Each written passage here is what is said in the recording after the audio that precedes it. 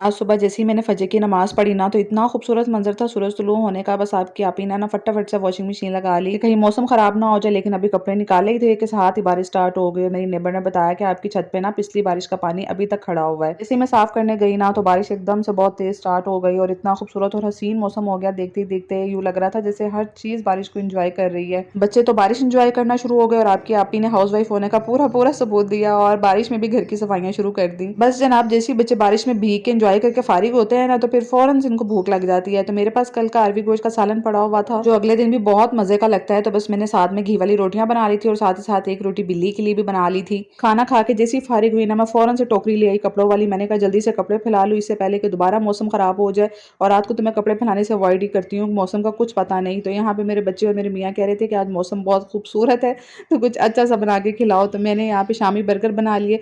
मैंने कहा चले शामी बर्गर बनाते हैं। और मैंने अपने हस्बैंड को कहा कि आप भी आ जाएं, ज़रा ना मेरी थोड़ी सी हेल्प करवाएं। तो बस मेरे हस्बैंड भी ना इसी बहाने किचन में आ गए और इतने मज़े के शामी बर्गर बने थे ना, बस हम लोगों ने ना रात के खाने में शामी बर्गर ही इंजॉय किए।